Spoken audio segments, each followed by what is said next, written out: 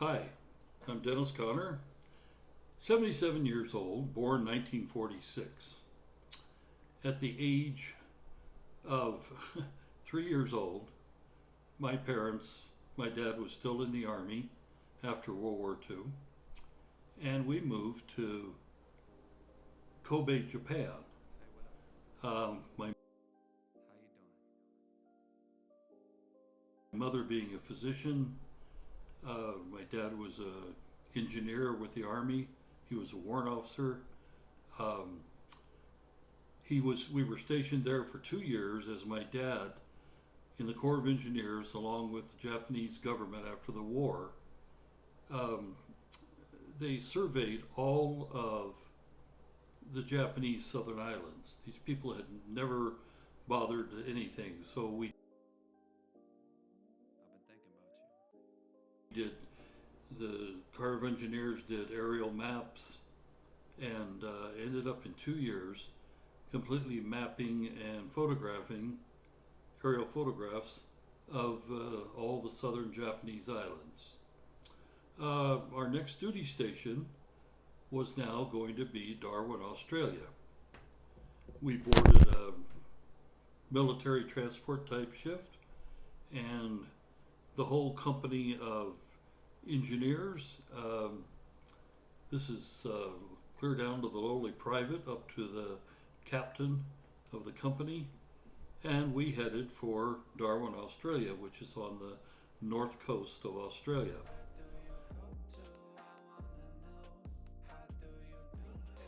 We ended up, um, we're going to be stationed there for 2 years.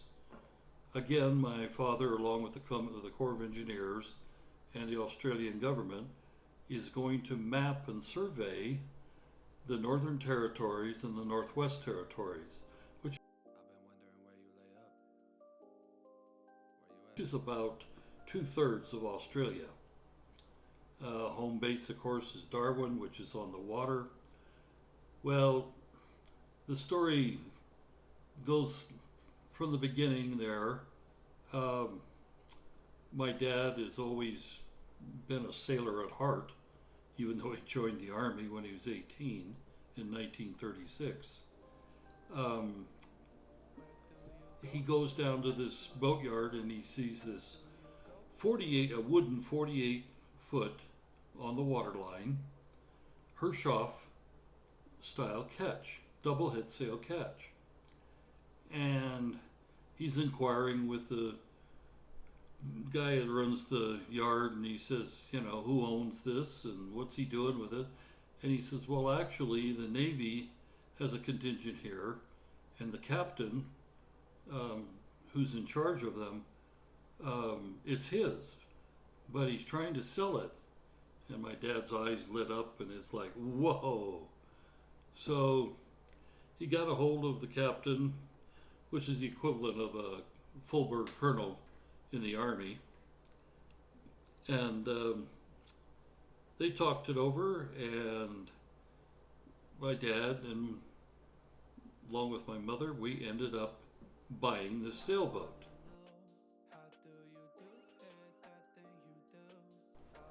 My mother is a physician. She works at the local dispensary. Dispensary in the Army is the same thing as a hospital. Like a commissary is the same thing as a grocery store. Um, this PX, Post Exchange, is where you go to get everything from nuts and bolts to toilet paper. So my mother is working at the local dispensary, which takes care of the Army contingent, the um, State Department contingent that's there, and some Navy and Air Force guys. So she's mostly taking care of dependents, and when they need specialized care, she was FACS, which is fancy acronym for being a surgeon. And her story and her mother's story will be for another time, and it is absolutely fascinating. Um, so, for the next 2 years while we're in Darwin, Australia, I go from the age of 3 to the age of 5. Um, Darwin Bay is expansive and doesn't have a lot of tidal exchange. Um, I remember one day my dad took me out there, walked about 100 feet offshore, and carrying me and dumped me in the water and said, "Now learn to swim." Took me about 30 seconds to realize the water was only 2 feet deep and I could stand up. So it was kind of an interesting thing. Um, about a year after we were there, my dad took he's got the GIs, soldiers. Um, they're, they, there's about in the platoon, the actual surveying platoon, there's about 28 of them. And my mother and my dad takes an old 55-gallon oil drum, cuts it in half, sets it on a pair of legs, and now that becomes the barbecue down at the boatyard. And every weekend, you have a big canvas tent set up. They go down to the local brewery and buy a keg of beer. And the whole weekend, and they're usually 3-day weekends because they're working long hours and all over northern Australia. So for those 3 days, sometimes 2, most of the soldiers are single and they might have a local Aussie girlfriend, but they come down to the boatyard and they help my dad rebuild this boat. It's got to be all kinds of planking put into it. The deck has to be completely sanded. They bought new masts, but they hadn't been sanded or shaped yet. The captain had done that. The motor's got to be overhauled. It's got to be varnished, plugged, chinked in between the timbers, and then my dad realizes he's a pretty good carpenter, and he does all, with the help of some of the other guys, he does all the interior cabinetry. The cabin sole, which is the floor, and has the areas underneath it, you have all these removable planks that come up and you can store everything. One thing nice about a sailboat, when you're building it, you build it for storage because there's not, you don't want any big room in a sailboat. You want to be able to not, when you're sailing along, you don't want to be thrown all over. One of the biggest things you have is you port, what do they call them? Seaboards. I'm not sure now what the term is. But it's to keep you in your bunk from rolling all over. And so for the next 2 years, we travel a little bit in northern Australia. We take plane trips down to Perth and Sydney, and it's just my sister and I. She's 3 years older. She's a pain in the butt. Never wants to do anything except play with her dolls, which is fine. So we took one short sail on the boat in Darwin Bay, and my mother and a couple of other wives of some of the sergeants made all the sails. Now, back in those days, canvas, all sails were made out of canvas, and wasn't all these fancy things. It was a double head sail catch. A catch means it's a front mast and a smaller mast called the mizzen. Well, the and then the double head sail has two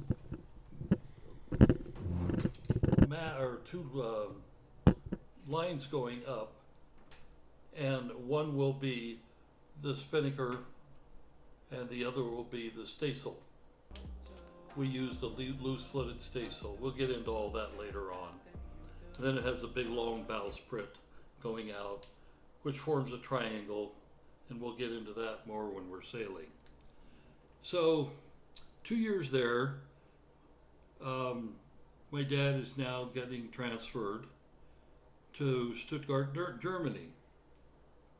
And because they've been working so many hours, my mother, she's a government employee, and she's a GS 15 by now.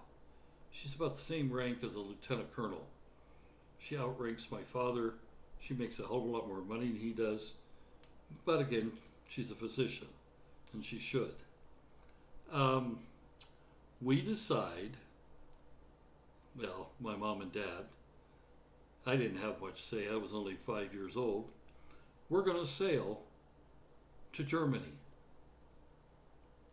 Now, if you're looking at a map and you leave Darwin, Australia, you head west, just below the Philippines, and you sail on what they call the Roaring Forties, at 40 degrees latitude.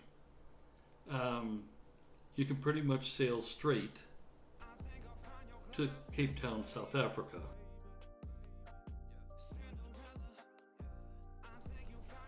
+8,000 miles.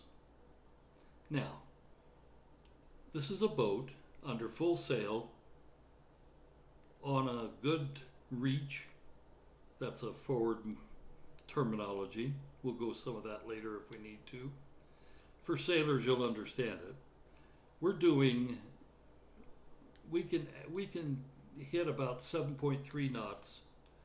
Our average is about 6 to 6.5. 1 nautical mile times 1.5 equals a mile an hour. So if you're traveling at 10 knots, you're actually traveling at 11.5 miles an hour. And we'll get into that later, how we measure that. It's called a TAF log, and TRAF log, excuse me. And so anyway, my sister, I mean, we know this is going to be a long sail. We know we're going to probably spend at least 3 to 4, maybe 5 months at sea.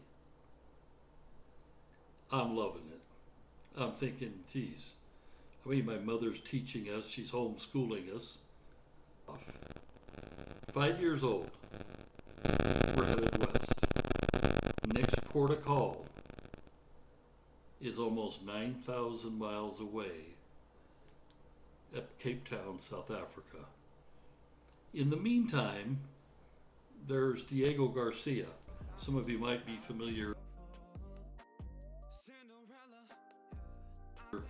if you've been in the military. Diego Garcia is a set of islands owned by the British government out there not too far west of Australia, and it became, during the Gulf Wars, it became a staging area for equipment and munitions and everything. Ro-ro ships would come in there, drop off tanks, and then if they all went to the Middle East, Saudi Arabia, Kuwait and stuff, they came there. When we were going in 1952, there was nothing, you know. I think they may have had a I don't know, gatekeeper or something on the island, a watchman or whatever, but there were no supplies, so there was no sense stopping off. So we're going to go almost 9,000 miles across the Indian Ocean. And this is wintertime in the northern hemisphere. This is summer in the southern hemisphere. Waves will average 20 feet. And if you measure a wave, that's from the bottom of the wave up to the crest. For a 48-foot boat on the water line, about 56 feet overall, Um, that's a pretty good, you know, trip. Now, understand with a regular boat, a power boat, uh, you get rolling side to side. Well, in a sailboat, you don't. You'll be going up and down over the waves, but you won't be rolling back and forth side to side because the wind is blowing your sails and you're always on one tack, which means that either your right side, your starboard side rail is in the water, which most of the trip it was because the winds are blowing from the southeast. And so um, we got a long trip ahead of us. We've got stuff, groceries, everything stored in every possible cuddy hole you can imagine. My mother has accumulated probably close to 300 tea towels because you will wash them, and instead of having the luxury we have nowadays of unlimited paper towel, um, you have to wash and keep everything clean. So we take off, and for the first 150, 200 miles, we, all three of us, not me and not included because I'm not old enough, I'm just enjoying the hell out of this. This is like, you know, this is like playing on a jungle gym. There's a harness on me hooked to the main mast, and we have a netting around the side rails, but I'm on a harness, so in case I go overboard, they can haul me back in. And never once did I go overboard, at least not accidentally. So my favorite perch is the bowsprit. Now, if you can imagine the lines, the forestay that goes from the top of the front mast, it then has a back stay that goes to the mizzen mast, center stay, and then you have a back stay that goes to the back of the boat. The forestay comes off the mast, and this all makes a triangle. It goes down to the bowsprit, which sticks about 12 feet. It's actually inlaid into the bow, and there are 12-foot timbers put in there. And then underneath the point of the bowsprit, it goes down to a God, I can't remember the name of the fixture on the front of the boat. The line going down in our boat was a chain because it was strongest, easily repaired. If it stretched during the trip, you could take it out, take another notch, or put one into it. It's called the dolphin striker because as you're going through the waves, the dolphins, oh God, commerce dolphins, blue-nosed dolphins, every kind of dolphin you can imagine loves playing on your bow wave. You like to surf? That's what porpoises do. They get up on your bow wave and it creates the pressure, and they can just go right along with the boat. They don't have to flip their tail, hardly anything at all. Well, as they cross over the bow, they often hit this chain.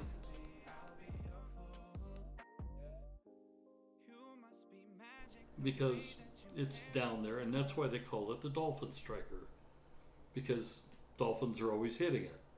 Well, I'm up on the very front. The front stay is coming right in over my head, and I now have another harness, a leash, as my parents called it, hooked up me to the front of my harness, and I sit up there and I straddle the bowsprit. I'm probably there from sunup to sunset. It's just the coolest.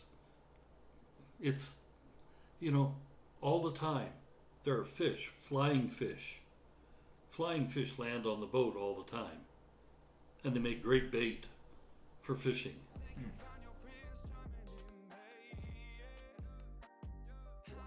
They just are flying through the air and they end up on the deck, and we go over and hit them with a club and then use them for bait.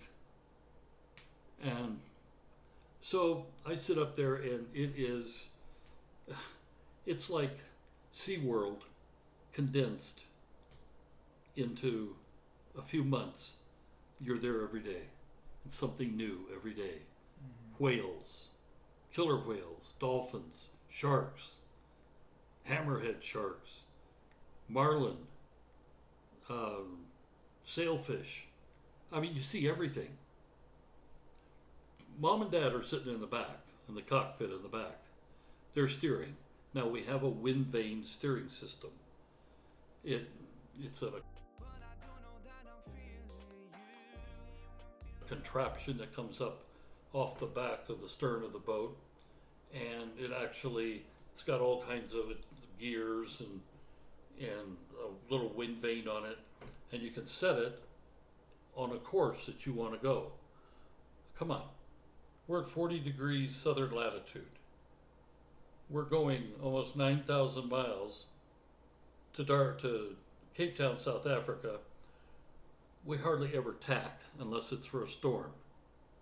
The tacking means you're going one direction, side and sideways.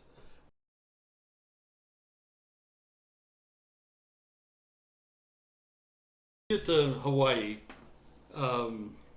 it's quite an odd experience. You get down on the dock and you can hardly stand up. I mean, it's just the funniest thing. You think you're a one-legged sailor because that's just the way it is. And sailors will know this. Oh my God, it's just, So for 8,000 plus miles, we're pretty much on one tack unless we want to go around a storm cell. The nice thing about it, we only hit what's called the doldrums 2 or 3 times. The doldrums are when the wind stops blowing and you don't have any, and we're not going to use the motor. I mean, we've got a little 4-cylinder, God, what was it? English motor. Can't remember the name of it now. I know them, worked on them. Anyway, we don't have that much fuel. So we got to sometimes we sat for 2 days in the doldrums. And you're sitting there looking off to the port all the time, looking for willy-wahs, little miniature whirlwinds, tornadoes on the water, cyclones. Or you'll watch for the ripples on the water. There's no waves because there's no wind. And you're just sitting there. Oh, geez. So it's boring. So you just sit back, and we've got canvas up so you don't cook in the sun. And I'm lathered up with, Johnson's baby oil. First came out, I think, in the late 40s. So I don't get, totally burned. I can remember when we got to Germany, and if I took my undershorts off and stood there naked, you'd go, oh my God, little Panamanian kid. He's white underneath his shorts. It was the same story when we lived 3 years in Panama. I was 9 through 12 then. Came back, my grandmother said, you look like a little Mexican, little Panamanian. And I'd say, nah. And if you'll remember the old, I don't remember what the brand was, the baby lotion commercial where the little gal pulls the bottom of her swimsuit down and you could see the white of her bare butt.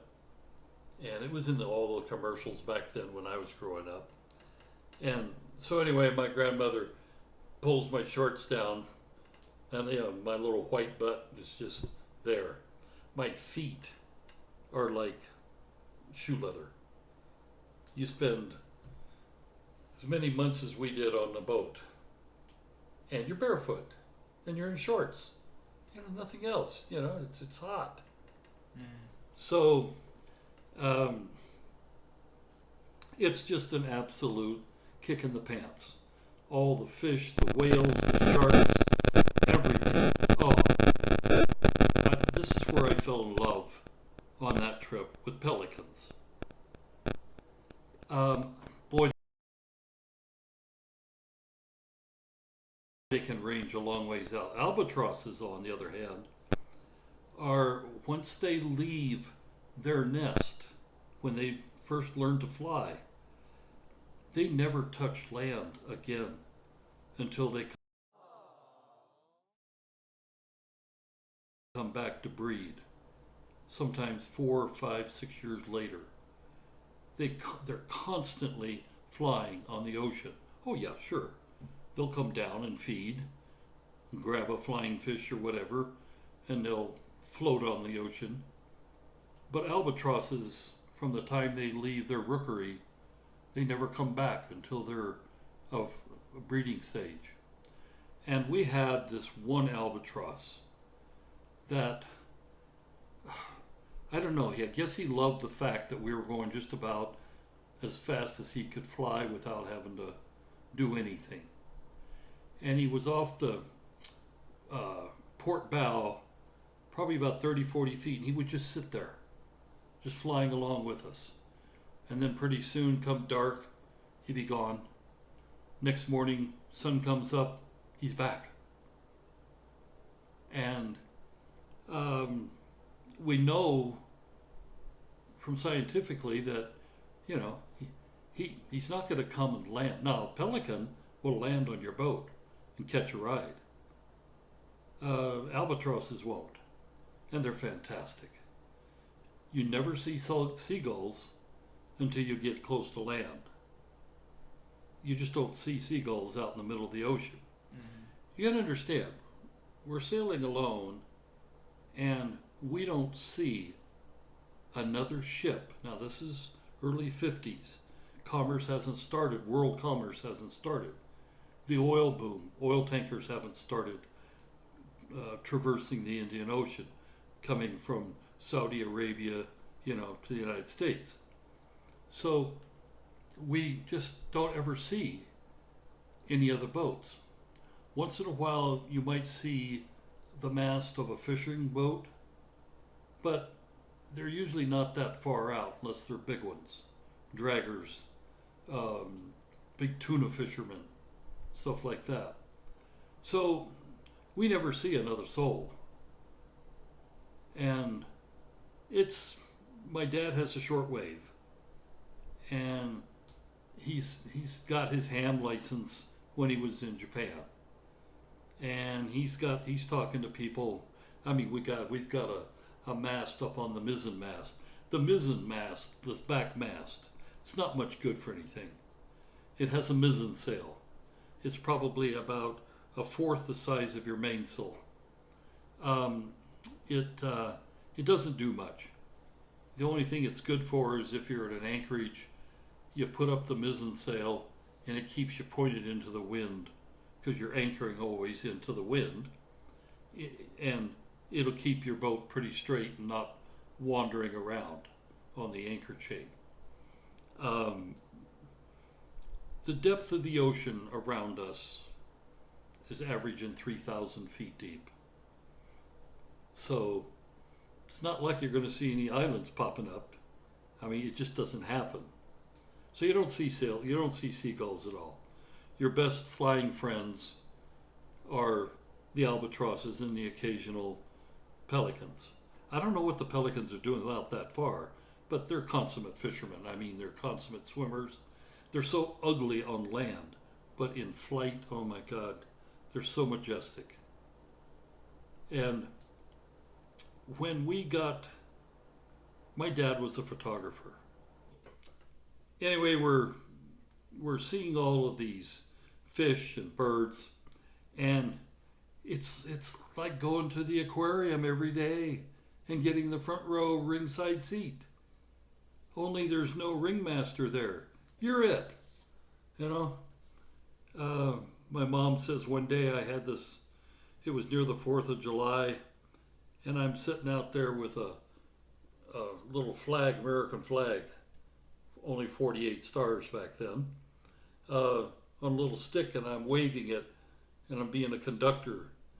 And my dad's got some classical music blasting through, and I'm being the conductor with the porpoises going all over back and forth across the bow wave. It's pretty funny.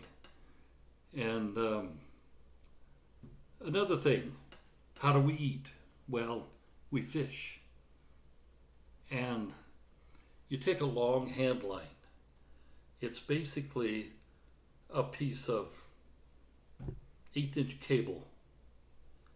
And it's a fishing line, and it's not real flexible. You can wind it up in a big long reel. So you put it out, and you've got this man-made lure on it that's a flasher, and on the back of it is a sailfish.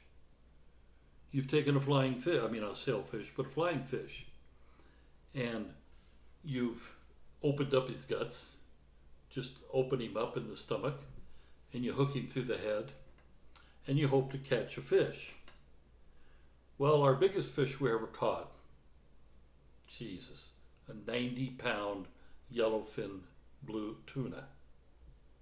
Oh my God. My dad and my mother spent 6 hours fighting that fish. We dropped the sails. We just were going along in bare poles, and mom and dad are pulling this fish in, fighting him like crazy. 90 pounds. It's a big tuna. He's about 4.5 feet long, and he's probably got a waist on him bigger than my dad's. I mean, it's just it, and we eat on him, and we drying tuna. We're in the outside. We've made racks and stuff, and of course the belly of it. We're having sushi. Oh my God! It just we ate very well. My favorite memory of that trip. Remember, I'm 5 years old, but I'm very curious. I've been living from the time I was 3 till I was 5 in Darwin, Australia, going out into the outback. Kangaroos are like rabbits, they're everywhere. And wallabies. I mean, it's just, it's like growing up in a zoo.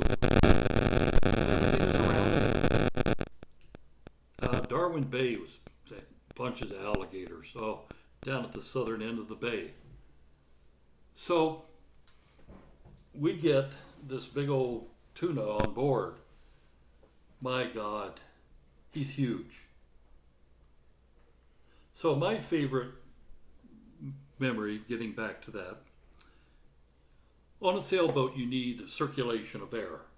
So you're always going into the wind. The front hatch, you open it up and then you put a canvas around it so it acts like a big chute, the opening of a chute. The air comes in off the bow, goes down through the cabin, and then goes out the back hatch, going out into the cockpit. Now, we didn't have a cockpit. We had a cockpit that was probably, it was probably about 4 feet deep than the gunnel, and it's about 3.5 feet above the sole of the cabin. So you just go up 3 steps, and then the cabin has louvers over the top, and then we have shutters if we get in a storm. And so the air really goes through there. Well, early in the morning, my mother's watch is from 4 to 6 a.m. And you always have to have someone on watch. I could actually do a watch during the day. I would sit back in the cockpit, and I had this little high seat. It was on a like an old-fashioned milk crate, and I'm sitting up there. My mother's made a pad for it, and it even has a seat belt, so I don't fall out of it. And I'm on the cockpit, in the cockpit, and so I can look over the cabin, the roof of the cabin, and I'm up there with a pair of binoculars, and that's my job, is to keep watch. And you do a watch every 2 hours, and then it's your turn to go sleep. Nah, during the day, if I can't go up on the bow, I'll sit back there with my binoculars, and there again, looking out on that vast sea, just hoping and praying to see another boat or a piece of land. You know you're not going to see land, but at 5 years old, who cares? You're having fun. You've never looked through a pair of binoculars before. We didn't have a pair. The company did, the surveyors did, but we never did at home. And so we buy a good pair before we leave, and it was fun. So mother has the watch 4 to 6. Now she goes down and she starts breakfast and coffee. Now my parents, my mother being a surgeon, doctor, and my dad, they both live on coffee. I mean, it's just, 6, 7, 8. We're sitting down there, and my mother, every morning, bakes a roll of sourdough bread, a loaf. She has a starter she keeps in the cool box, and then we have canned butter. Now, being an American, you probably never heard of canned butter. Well, you can't buy canned butter in the United States. You can go online and buy it, but you can't buy it in the United States because the dairy industry is so strong that they don't allow it. It will stay on your shelf for a year if you don't open it. And it's the most fantastic thing you ever saw in your life. That's pure Irish butter, but I hate to tell you, you bought that in the grocery store. Yeah. And it was cold, right? It was in the fridge. Yeah, see, that's not really canned butter. No, probably not. Do you want some though? Oh, yeah, that's fine. I'm good. Some butter? No, you go ahead and do it. Okay. The best canned butter is Danish canned butter. Now you can go online and buy it, but the dairy industry is so strong they won't let you have it in this country in the dairy compartment. So if you really want what comes closest at like Cashwise or places like that, they have Amish butter, and Amish butter is a close second to canned butter. And but it's just so you're sitting down there, and the smell, the wafting richness of sourdough bread. If you've ever been around a bakery and they're baking sourdough bread, it has that distinctive sour smell to it. Mm-hmm. And that's why it's called sourdough. And it is the best bread in the world, toasted, of course. And so when you have a fresh, why don't you stop that for just a second?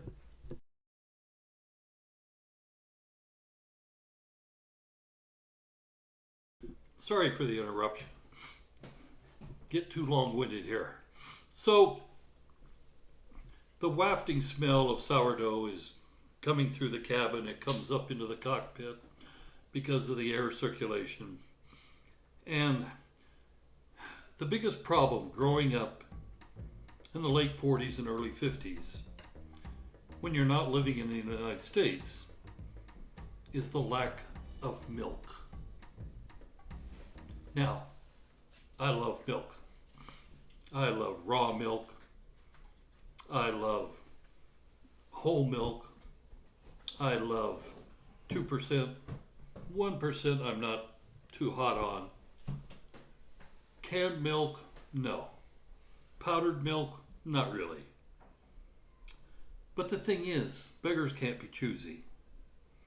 In the 1950s, you're sitting in the northern Australia, not many cows up there.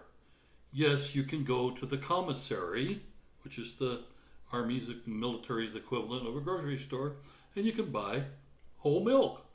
It's shipped in from the States on these ships. It doesn't come air freight or anything like that. It just comes on ships. So you get used to it. Whatever. Canned milk, evaporated milk, powdered milk, whatever. Milk is milk. And you learn to drink it room temperature. Maybe cooled off in the cold box. But it takes us about 3 days to take our cold box, running the engine with the generator, to get our freezer back to where we can keep stuff pretty cold. Most of our food is beef is we're eating jerky, sausage, things like that. Dry sausage, summer sausages. That's our meat. But we live on fish because it's fresh. So I'm sitting there in the morning at the galley, at the table, and I have this huge, hot sourdough loaf of sourdough bread. Now, what do? 5-year-old kid, you reach your little grubby little fingers in and you rip off a chunk that's as big as your fist. And now you take your knife and you go into the canned butter and you slather it all over this. And it's warm and it's delicious. And the smell is driving you crazy. Then you swallow your milk. And for a 5-year-old kid, that's breakfast. Once a week, we have biscuits. Once a week, we have pancakes. But most of the time, that's the trouble with the 50s, the 40s and stuff, is you subside on bread. Potatoes, oh God, we've got potatoes up the yang. We have this young baby, and he was a young lieutenant, and my mother had delivered their child while we were in Germany. And she'd had some problems, and my mother took care of it. And anyway, so in their whole baggage, they took this 2.5-foot diameter wheel of cheese and took it to my grandmother and my grandfather. Oh, to have been there and seen the look on their face when they peel 1/4 inch of that and start eating the cheese. Of course, now you can put it in the fridge, and cover it up, in wax paper, and it'll last forever. So we're eating cheese, we're eating sausage, we're eating jerky, but fresh fish. Oh, geez. Mackerel. A lot of people don't like the taste of mackerel. You have to marinate it. And that's one thing my mom was always good at. It's just like my refrigerator at home. I probably have 20 different bottles of salad dressings. Not for salads, for marinating, like chicken, fish, things like that. Is it mackerel? You said mackerel? Oh yeah, we take the mackerel. It's fishy. Does it taste fishy? Yeah, but when you take and saturate it with different things, olive oil and stuff, it takes that real hard fishy taste away from it. Okay. And it's fresh. Yeah. Which means it's not a week old like the people in England and Spain and and France are used to eating. But flying fish are actually pretty good. I can remember as a kid, caught one on deck, and my mom and dad caught me, and I had taken my thumbnail and gone up its anus and gutted it, and then was eaten on the sides, on the fillets, skin and all. And they said, "Isn't it?" And I says, "Yeah, it's pretty good." I mean, come on, nobody had ever told me it was terrible. So it's, it's like the greatest thing growing up all over the world. Side note, I have 7 passports for all my years growing up. My first 2 passports, my sister and my mother and I are on the same passport. And it's a picture of the 3 of us. That's the way they did that back in the 40s and 50s. My dad, of course, gets around on his ID card. We have to have passports. On my 7 passports that I've had over my 77 years, I have over 130 countries stamped. 130 different countries. I have lived, actually taken up residence in over 30 countries in all my years.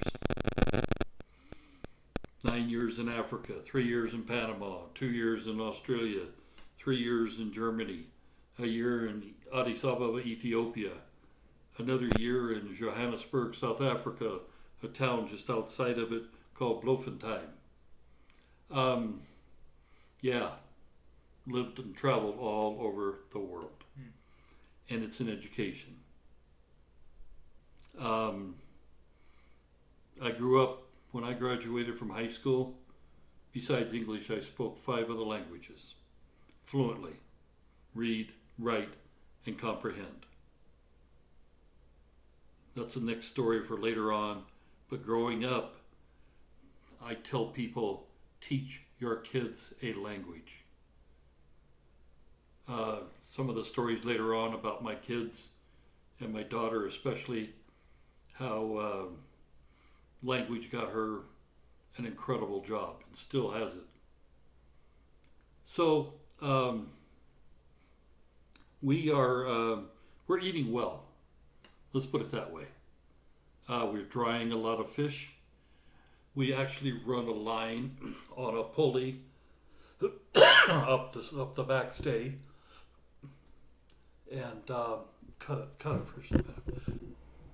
So we're eating well, and all I remember of the tuna was that I fell in love with sushi, raw fish, and we were absolutely inundated with squid. Oh my God! At night, especially during the doldrums, put a bear hook over the side and a squid will bite it. Bring a squid up on deck, turn him inside out, take his guts out. Squid is, I grew up eating raw seafood, cheek meat, catch a big walleye, take the cheek meat. That's the filet mignon, tenderloin of a fish, because it's working all the time. If you've ever, I don't know if any of you have ever eaten halibut cheeks. Oh my God, halibut are huge. You get up Alaskan halibut, God, they get up 150 pounds. They're a flat fish. They lay sideways on the bottom. They're bottom feeders. But I've seen halibut cheeks 4 inches in diameter, 1.5 inches thick. Oh, you can eat them raw. Do them like you do ahi tuna. Put it on the grill for 15 seconds, turn it over 15 seconds the other side, slather it with butter, a little bit of soy sauce. Oh my God, it's the best food in the world. The one thing about growing up and doing a lot of business and time in the Pacific, on the Pacific side of Japan, China, Philippines, all of them, Asians don't have much body odor. And the reason is they eat a lot of fish oil, every single one of them. Well, out in the middle of the Indian Ocean, there are no politics. You're talking to people, you're listening to ball games, baseball games over the shortwave. Because you got some guy sitting in there and you're right in the zone, and we had the mizzen mast I was telling you. It can hold your antenna for your short wave, and then you've got to have 3 antenna. And when they were putting the masts on, my dad built his own antenna up there, and he could talk around the world on short wave. And he'd listen on days when they were having a baseball game being broadcast, sit out there in the cabin and listen to it. We had a wind vane generator up in the rigging that would charge our batteries to keep the 12 volt going. We had a traflog. It's on a line and it goes back, and it has little, it looks like a little miniature torpedo, and it has a propeller on it, and it turns. Not only does it have a little alternator generator inside charging 12 volt, but it's also telling you how fast you're going. That's how you know how fast you're going. It's 1952. Seriously? You know? Things are pretty ancient back then. But you're sailing across the ocean, and we'll pick it up again on the next episode when we see Table Rock in Cape Town, South Africa. To be continued. Thanks.